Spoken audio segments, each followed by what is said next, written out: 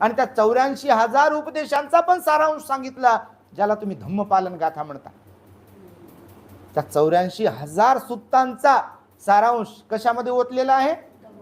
धम्मपालन गाथा ज्याला तुम्ही म्हणता का नाही, त्याच्यामध्ये. जसं सब पापस अकरण कुशलस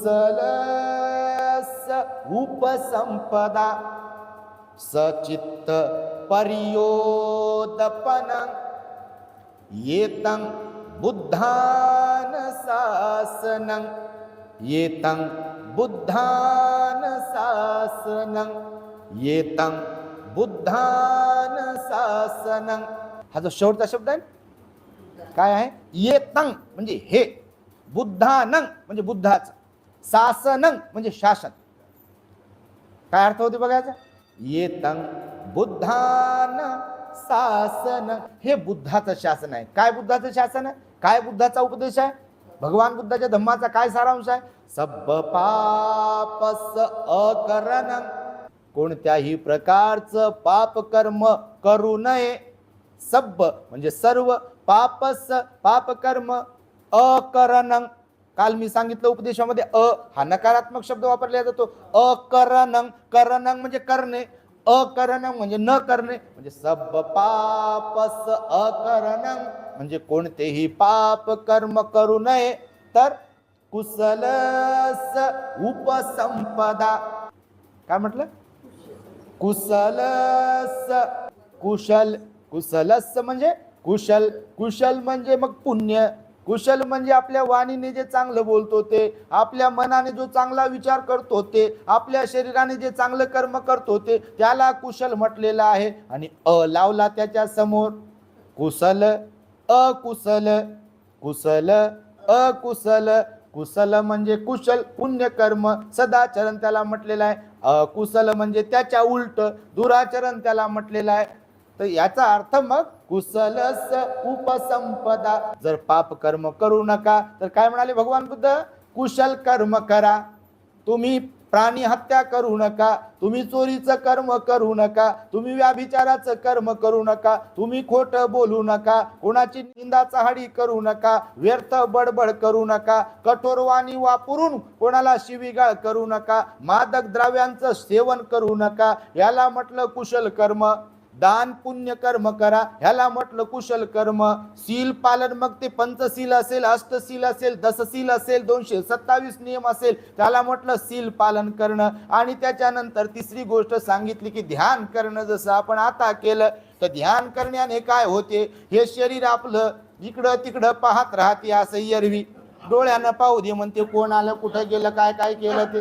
या तोंडानं बोलू दे म्हणते, बडबड बडबड बडबड करू दे म्हणते. या शरीरानं काय काय कोणाचं वाईट करू दे म्हणते. पण जर काही ध्यान करायला बसलो की असं मुकत बसावं लागते आपल्याला. आपले एक डोळे असून बंद करावे लागतात. कानानं जरी काही काही ऐकायला येत असेल तरी आपल्याला ते आपलं लक्ष पूर्ण श्वासावर घालू घालू त्या कानानं जे काही ऐकायला येते, बाबा तुम्ही तुमचंच ऐका, मी ध्यानच करतो, असं म्हणावं लागते आपल्याला. आणि मग ह्या शील पालनाला, दान पुण्याला आणि ध्यानाला कुशल कर्म म्हटलेलं आहे भगवान बुद्धाने. म्हणून सब पापस अकरण म्हणजे कोणतंही पाप करू नये. तर कुशलस उपसंपदा म्हणजे कुशल कर्म करा. बरं, या दोन्ही गोष्टी करण्यासाठी एक तिसरी गोष्ट फार महत्वाची आहे. म्हणजे आपल्याकडून पाप कर्म घडू नये असं वाटत असेल, आपल्याकडून कुशल कर्मच घडावं असं वाटत असेल, तर तिसरी गोष्ट कोणती महत्वाची आहे? तर त्याच्या पुढची तिसरी लाईन अशी आहे, चित्त परियोदपनं. काय म्हटलं? सचित्त परियोदपनं.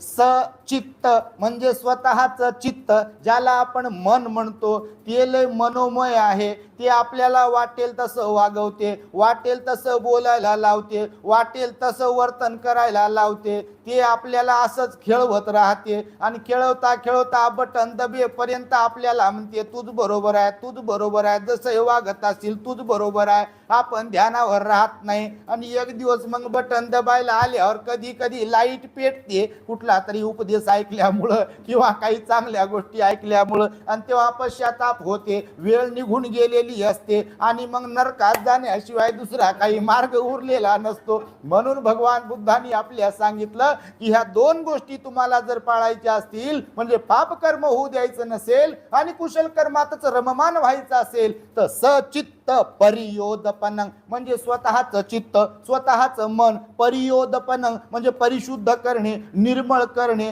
स्वच्छ करणे. जसं शरीर स्वच्छ राहावं यासाठी साबणा लावू लावू आणि काय काय लावू लावू रोज पहाटे उठल्यावर आणि कधी कधी संध्याकाळी पण आंघोळी करत असतो आपण. कपडे खराब झालेले हे पुन्हा पुन्हा धुवून काढतो आपण. तोंड खराब झालेलं ब्रश करत असतो आपण तीनदा. हे खराब झालेलं भांडे खराब झालेले घासत राहतो. हे खराब झालेलं जे घासू घासू निर्मळ करतो, तर भगवान बुद्ध म्हणाले हे बाह्यरूपी जे जे काही स्वच्छ करतो आपण, त्या स्वच्छ करण्यासाठीचा उपाय वापरतो. तसं मनही कोणाचं आहे सांगा? कोणाचं? मन आपलंच आहे. तर मग आपलं मन असल्यावर त्याला निर्मळ कोण करून देवाव? काय दुसऱ्याला लावा कामाला पगारी? तसं काही जमेल का? तुम्हीच सांगा. तसं काही जमत नाही. म्हणून स्वतःलाच त्या मनाला निर्मळ करावं लागते. म्हणून जर पापापासून अलिप्त राहायचं असेल, कुशल कर्म करत राहायचं असेल, तर अगोदर मन निर्मळ असावं लागते. मनाला चांगलं वळण लावावं लागते. मनाला चांगले संस्कार द्यावे लागतात. मनाला चांगल्या सवयी लावावं लागतात. तर मग ह्या दोन्ही गोष्टी करू शकतो. अन्यथा आपलं काही खरं नसते. आणि म्हणून येतं बुद्धान शासनं असं म्हटलेलं आहे. समजलं का नाही? ते अशा प्रकार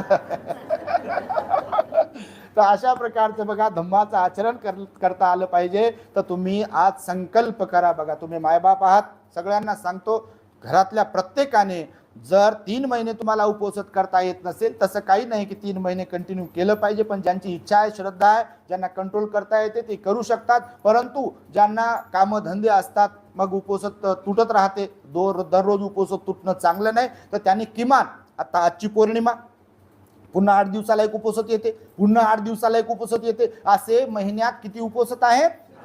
4 उपवास आहेत, नाही का? अष्टमीला, पौर्णिमेला, अमावस्येला हे 4 उपवास. मग किमान प्रत्येक गृहस्थ लोकांनी हे 4 उपवास पाळले पाहिजे. बघा तसं उपवास पाळणं फार सोपं आहे. आता मी तुम्हाला हे जे सांगितलं गोष्टी की पाप कर्म करायचं नाही आणि कुशल कर्म करायचं, त्यासाठी आपलं मन निर्मळ करायचं. The great happiness.